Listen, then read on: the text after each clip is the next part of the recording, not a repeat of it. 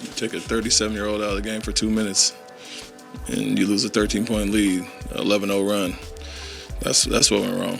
The fact that we have to rely on a 37-year-old for 40-plus minutes is a problem. And that problem will continue to exist as currently constructed with the Rockets roster.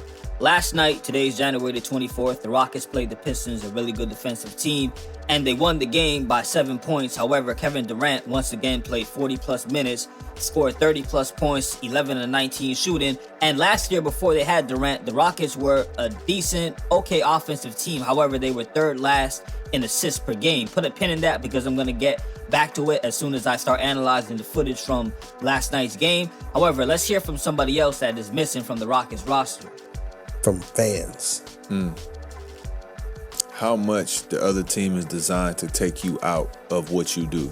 The year that I was an All-Star, I knew that I was going to have a super dominant role on that team, but I purposely, overly wanted Pascal to be the number one.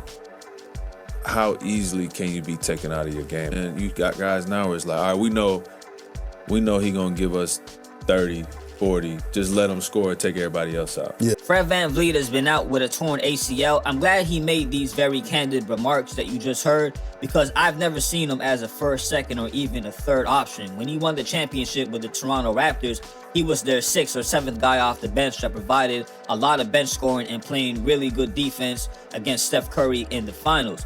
Now, when you look at the Houston Rockets, who fits the criteria that he just mentioned in terms of a guy where you can't stop, he's just going to get 30 or 40? Only Kevin Durant. Let's take a look at this Pistons game I've mentioned. This is Sengun posting up, and he's going to make a very, very difficult shot. And in my opinion, if he has to do this to score, the Rockets offense is not going to be good in the long run, although he's capable. Now here, he's closer to the basket posting up, and he finds an easy cutter.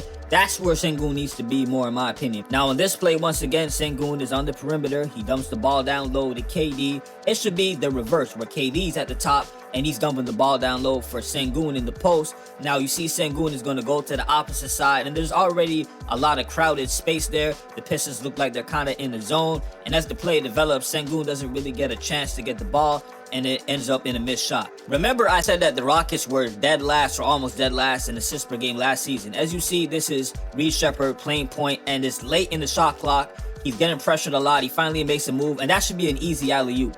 That was a open guy, Amon Thompson, I believe. If he threw it properly, it would have been easy points. Now, on this possession, once again, he's being pressured. He's near the half-court line once more, deep in the shot clock. The defense is aggressive. He finally gets some space off of the help from the screen, but it doesn't result in a basket. This is where you need an actual point guard who can not only play make and get other guys open for shots, but can make their own shots as well if need be. On this play, you see Alperen Sengun playing point guard. What did I just say? He needs to be in the post. He's putting up his hands trying to give signals, and then he ends up just pulling up for a three-point shot. Sengun is not a good three-point shooter to begin with. And on this last play, it's Kevin Durant trying to go one-on-one.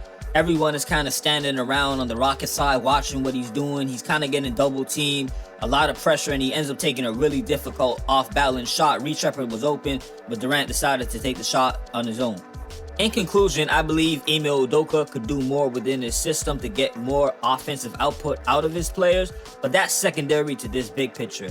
Amon Thompson is 22 years old.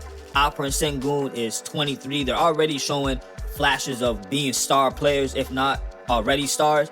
They just need more time to develop. Kevin Durant is 37, and as of right now, if they're trying to get that championship, time is not on their side. They would have to do it within this year or next year at the latest, in my opinion. I'm going to leave it right there. Y'all let me know in the comment sections if you agree, you disagree. Do you like the Rockets offense?